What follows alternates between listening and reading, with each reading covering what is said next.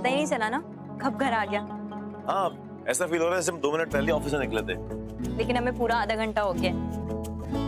अब तुम हो ही इतनी अच्छी, और वैसे भी अगर तुम्हारी ऐसी कंपनी मुझे दिन भर रात भर जिंदगी भर मिले तो मैं भी दिन भर रात भर जिंदगी भर बिना सोचे समझे चल सकता हूँ तुम्हारे साथ।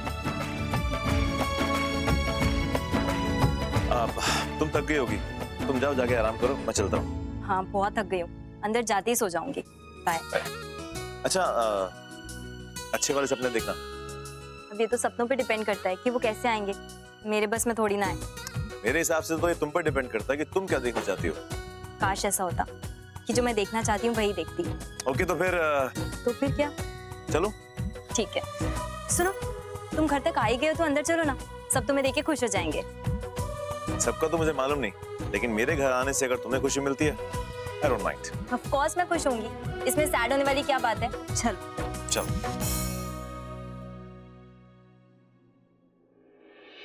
आ गई तू? परिमला जी। जिंदे बसते रहो। तू चल मेरे साथ, मुझे बड़ी जरूरी बात करनी है तेरे से। अरे रवि, अच्छा वो पुत्र तो आ गया, मुझे तुझसे बहुत जरूरी काम है। हाँ, एक्चुअली बहुत लेट हो रहा हूँ, कुछ जरूरी काम है तो मैं रुक जाता हूँ। एक चाय पिए बगैर तो जाने दूंगा नहीं मैं। साक्षी, जी पापा, चाय लेकर आ। अभी लाई।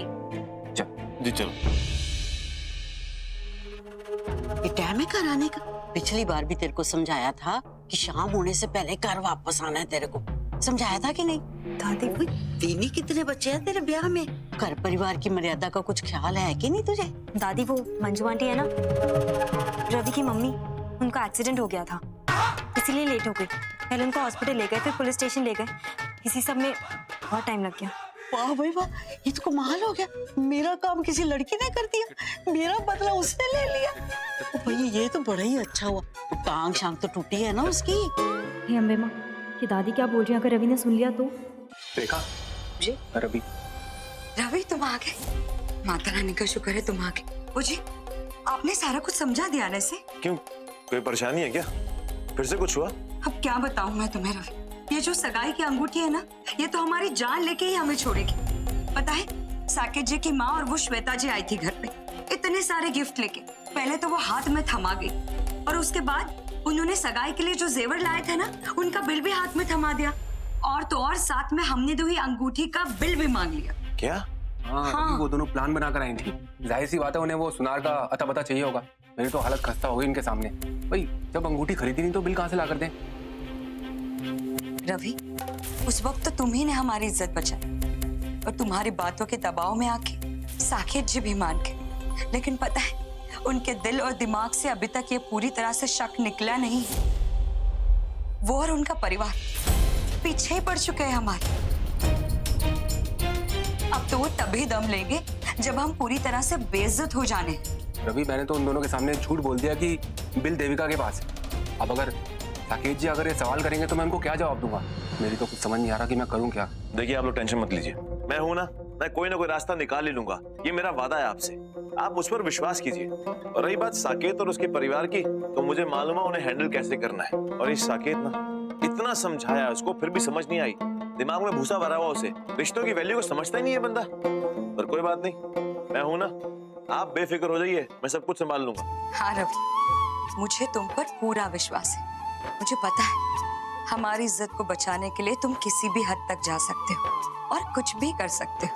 और फिर हमारे पास कोई और उम्मीद भी नहीं है सिर्फ तुम्हारे अलावा।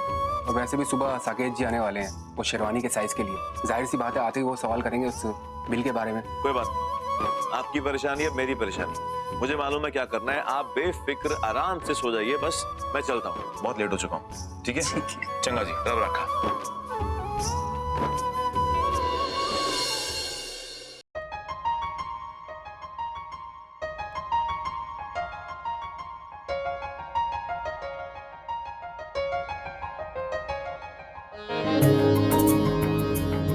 लगता है इसे ठंड लग रही है। ओह, वो खिड़की खुली हुई है, काफी तेज हवा आ रही है वहां से।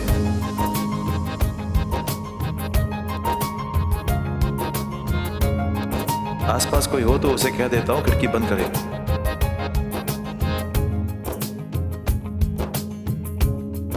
पर यहां तो कोई नजर ही नहीं आ रहा। ये तो कांप रही है ठंड से, क्या करूं?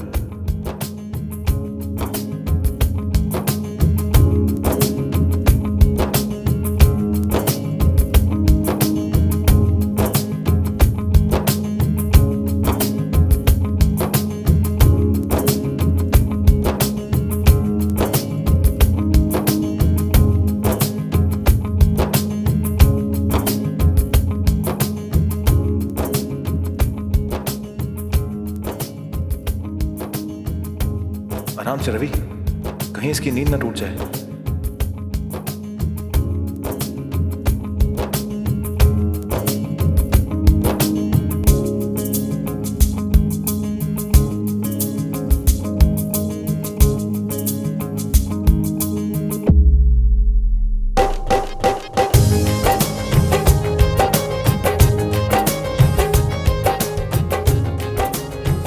नहीं रवि, तू सिर्फ दोस्त है इसका।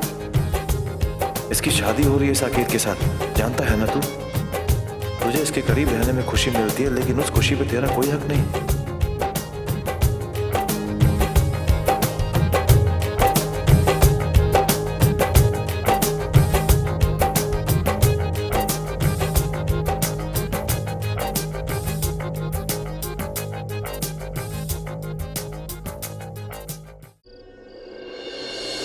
रुको,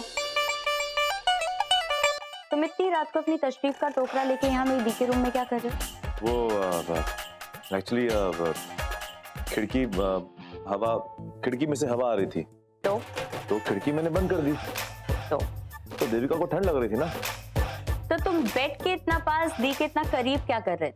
तो कंबल दिया ना देविका को मैंने। अब देविका मेरी इतनी अच्छी दोस्त है, मेरे दिल के करीब है, तो मैं उसे तकलीफ में नहीं देख सकता ना। तुम नहीं समझोगी। एनीवेज, चलता हूँ।